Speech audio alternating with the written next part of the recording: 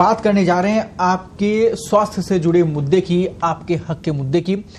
बात करना चाहेंगे कि आपके साथ कोई खिलवाड़ कर रहा है, आपकी सेहत के साथ में, आपकी जेब के साथ में, और ऐसी चीजें आप तक पहुंच रही हैं जिन पर आप विश्वास करते हैं, लेकिन उसके बावजूद भी वो जानलेवा साबित हो सकते हैं। जी हां, नकली घी बाजार में मौजूद है और डीमार्ट जैसे बड़े जो संस्थान हैं, जो बड़े मार्केट में ब्रांड वैल्यू है, वहां पर इस प्रकार के जो घी है, चाहे सरस घी की बात हो या फिर दूसरे घी की बात हो, ऐसे घी अगर नकली मिल रहे हैं तो फिर तो सवाल उठते हैं लोगों के तमाम चैन के ऊपर भी, और फिर लोग अपने आप को ठगा से महसूस करते हैं कि आखिरकार वो फिर शॉपिंग करें या खरीदारी करें तो करे कहां से।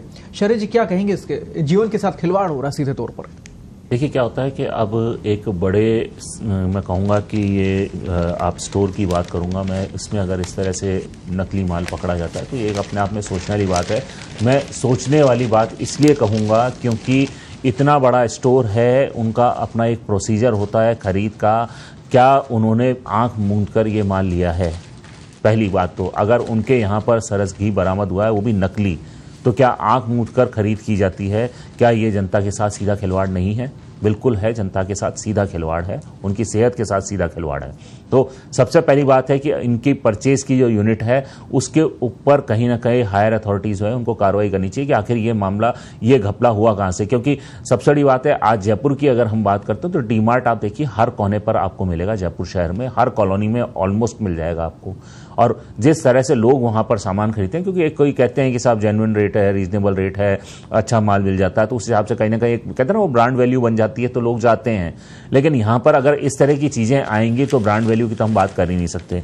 अब उससे बड़ी बात यह है कि आप ये देखिए, सरस घी जो है, मतलब मैं कहूंगा कि शायद राजस्थान में सबसे ज्यादा जेन्युइन जिस घी या ब्रांड को माना जाता है उसको सरस को माना जाता है, और अगर उसके ही घी को लेकर इतना बड़ा घपला हो रहा है तो फिर सरकारी तंत्र को सक्रिय होना चाहिए, और ज़्यादा सक्रिय होना चाहिए।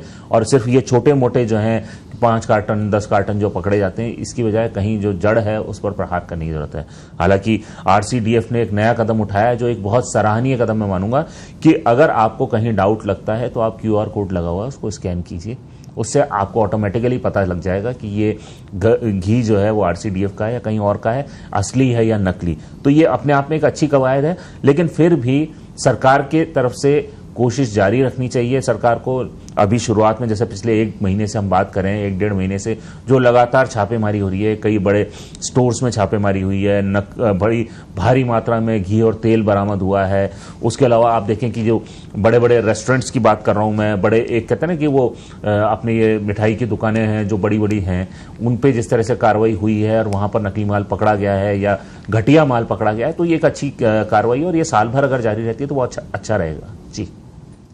और ऐसे में अगर सेहत से खिलवाड़ होता है, जनता से, उनके जीवन से खिलवाड़ होता है, तो फिर ये बख्शा नहीं जाएगा। और हम उम्मीद करते हैं कि ऐसे लोगों पर सख्त से सख्त कार्रवाई हो, जो कि लोगों तक जो भरोसा है लोगों का खान पीन की चीज़ों को लेकर, भारतीय सभ्यता संस्कृति में जो चीज़ें शामिल हैं उनको लेकर, अगर उनसे भी खिलवाड़ होगा तो फिर कड़ी कार्रवाई होगी।